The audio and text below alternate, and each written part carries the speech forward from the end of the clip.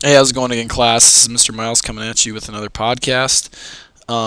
Yes, I want to close this one. I want you to change it now.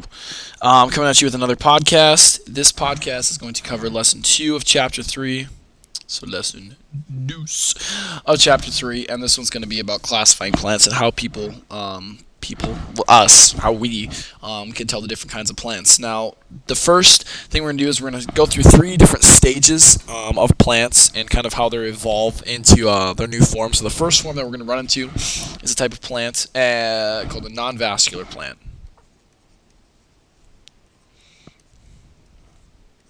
Now, if you remember, we talked about vascular tissue last time. And vascular tissue, what that does is that tells us, does this plant have xylem and phloem? Does it allow uh, does it allow materials to be transported throughout the plants with ease? And there was the problem that I had with my foot, where I had to get the oxygen all the way, and I had my vascular tissue, which helped get the oxygen molecule down into my foot. So the non-vascular plant, the first ones we're going to run into is we're going to run into 3 different kinds. We're going to run into the moss, we're going to run into the hornwort,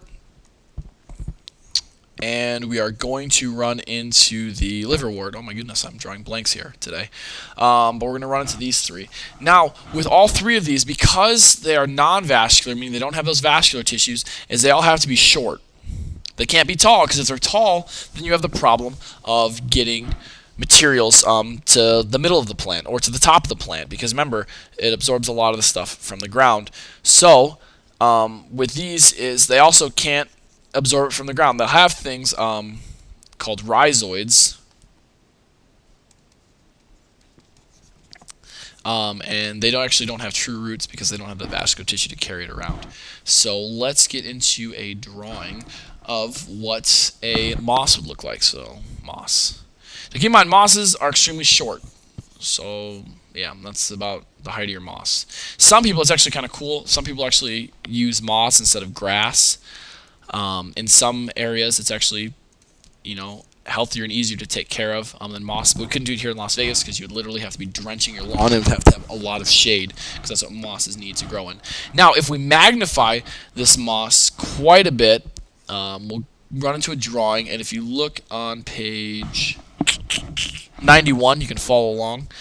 So here we go. It's got these leaf-like structures coming off here. That. It's such a beautiful drawing. Here's the ground, and then here's this. So up here, first thing we have is we have the capsule. The next one we're going to have is we're going to have the stalk. And these are the leaf-like structures. You can just put leaf-like, because they're not true leaves, but they're leaf-like. And then down here, what you'd expect this to be a root is actually called a rhizoid.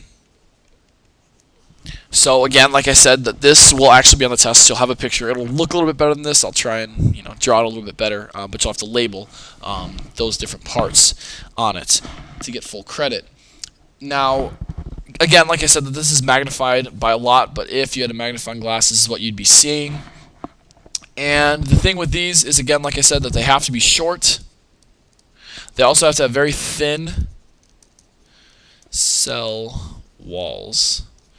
Each of their little cells has to have access to all the nutrients. It can't have to travel through a lot of things. Like, if I didn't have vascular tissue, I would die, because if my heart needed anything, it needed oxygen, or if it needed, food for the cells, or the materials for the cells to make food, you'd have the huge problem of first you'd run into the skin, and it'd have to get through the skin, then it would have to go through the sternum, which is, a pretty thick bone, and then it would have to get through all the gooey stuff, and then it'd have to get down into my heart. So that's really not going to work. That's why I need all my different blood vessels. But on here it does work, because they are very thin cell walled and they are very short. They're also very small. Now we're getting into a few plants that are a little bit bigger, and we're going to run into the seedless vascular plants.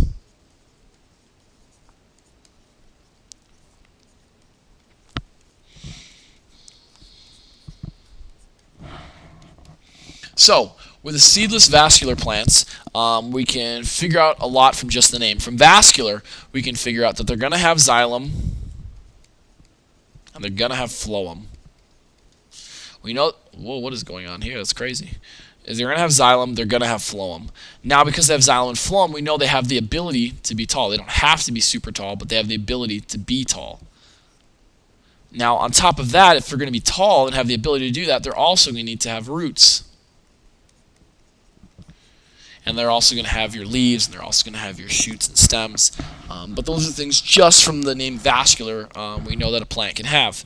Now, when we go over to seedless, we know they don't have seeds. So instead, they will have more of themselves through spores. Lovely. And plants, they're plants. But what kind of plants are we going to run into? We are going to run into the ferns, the club mosses, and the horsetails. And these are named after kind of what they look like, and whoever named this one is a total and complete jerk because he's trying to confuse you. Because when you look at that moss, you go, wait a second, I thought mosses were supposed to be non-vascular plants. Well, they're just naming it because it does. If you're looking at 95, you're like, oh, that kind of looks like a moss. But it's kind of like a club moss. And he named this, obviously, without taking any thing into account about the vascular tissue, whoever, or her, I don't know who named it. But they weren't paying attention to this. They were just going by what it looked like. So remember, club mosses are vascular plants, whereas just mosses, plain mosses, are non-vascular plants. And the last one we're going to run into, and the one you guys are probably most familiar with, are the seed plants. Again, the seed plants are going to have your vascular tissue. They're going to have those roots. They're going to have the stems and the leaves. They're going to have all that stuff. And on top of that, they are going to be able to use seeds and pollen, or just seeds and pollen, in order to reproduce. Now, if you're looking at the chapter and you're following along with it, there's going to be a lot more, and we're going to actually talk about this tomorrow, and so I'll do a separate podcast on this. But this one, I'm just going to do what we talked about today, and that is how they split into two different categories. You can get the... Oh, sorry, just flipping the page. You're going to run into either the gymnosperms,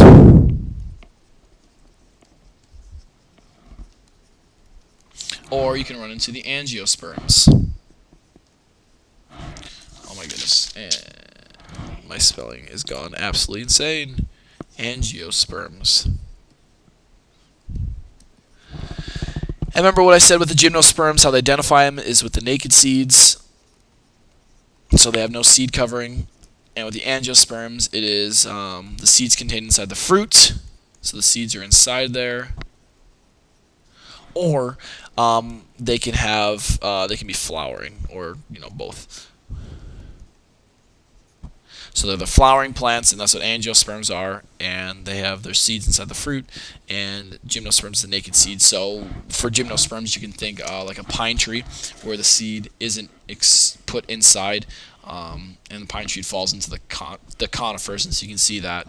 Or you can look at the angiosperms, and you can think of things like apples, oranges, fruits that we eat, and those ones are going to be seeds inside of the fruit. Or if you just think of flowers, because flowers are flowering plants, they would also be angiosperms.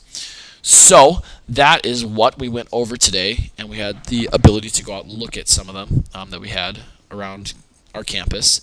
So I believe that is all. If you guys have any questions or comments about what we learned, and again, because I do understand, because there's a lot of information, because this was only half of the lesson.